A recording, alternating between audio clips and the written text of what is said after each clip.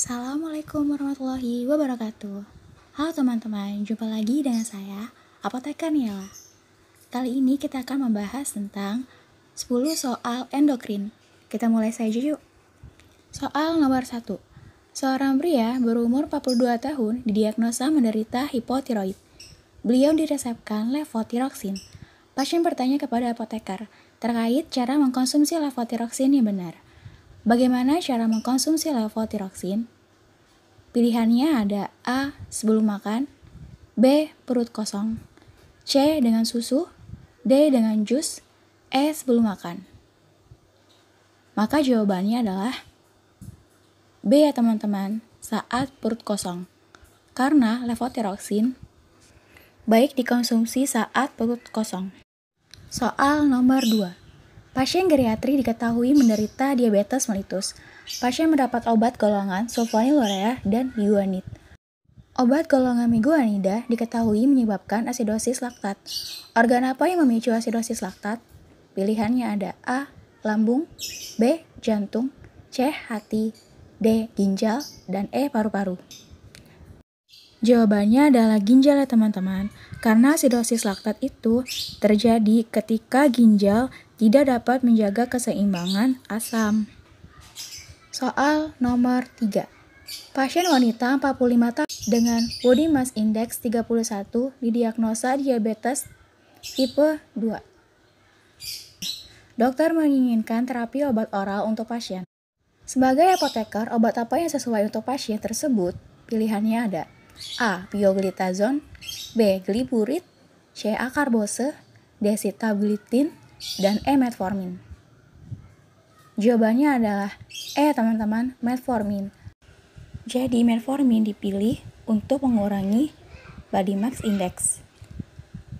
Soal nomor 4. Seorang pasien wanita menderita diabetes mellitus dan gagal jantung. Obat diabetes mellitus apa yang dikontraindikasikan? Pilihannya adalah A. Acarbose, B. Pioglitazone, C. Sitagliptin, D. Insulin, dan E. Gibenclamide. Jawabannya adalah pioglitazone ya teman-teman. Pioglitazone dikontraindikasikan bagi pasien yang memiliki gagal jantung. Soal nomor 5. Seorang pasien datang membawa resep berisi insulin lispro, namun di apotek tersebut sedang kosong dan insulin lainnya yang ada. Insulin yang dapat menggantikan insulin lispro adalah A. Glargin, B. Glulisin, C. Levemir, D. NPH, dan E. Detemir. Jawabannya adalah B ya teman-teman, glulisin. Perlu kita ketahui lagi, untuk jenis insulin itu ada 3, yaitu yang bekerja secara rapid adalah aspart, glulisin, dan lispro. Sedangkan intermediate ada NPH, humulin N, dan ovolin N. Dan yang bekerja secara long acting yaitu detemir dan glargin. Karena pasien di sini sebelumnya mendapatkan insulin jenis lispro yaitu yang bekerja secara rapid, maka yang sejenis di sini adalah insulin glulisin. Soal nomor 6.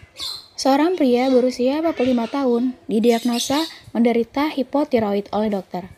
Pengobatan yang tepat adalah A. Lugol, B. Propranolol, C. Levotiroksin, D. Metimazol, E. PTU. Jawabannya adalah levotiroksin. Perlu diketahui untuk terapi hipotiroid itu selain levotiroksin adalah liothrionin. Soal nomor 7. Seorang ibu berusia 25 tahun belakangan ini nafsu makannya meningkat. Namun berat badannya turun 3 kg dalam 1 minggu. Sering diare dan teraba pembengkakan pada leher bagian kanan. Saat ini sedang hamil 10 minggu. Dari hasil laboratorium, ia terdiagnosa hipertiroid.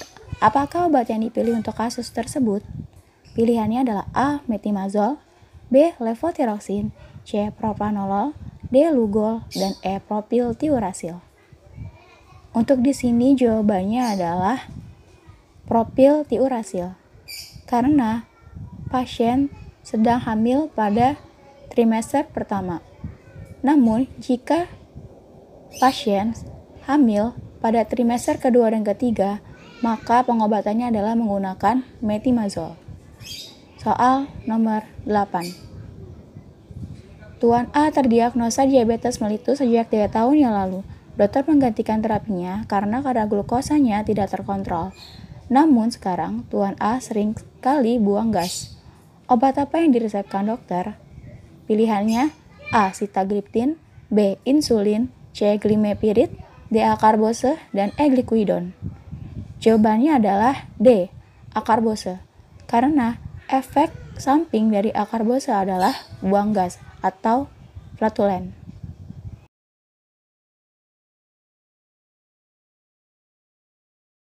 Soal nomor 9. Nyonya A, 55 tahun, mendapatkan terapi obat diabetes mellitus yang memiliki mekanisme kerja dapat menekan produksi glukosa hati dan menambah sensitivitas terhadap insulin. Obat diabetes mellitus apa yang memiliki mekanisme tersebut? Pilihannya adalah A.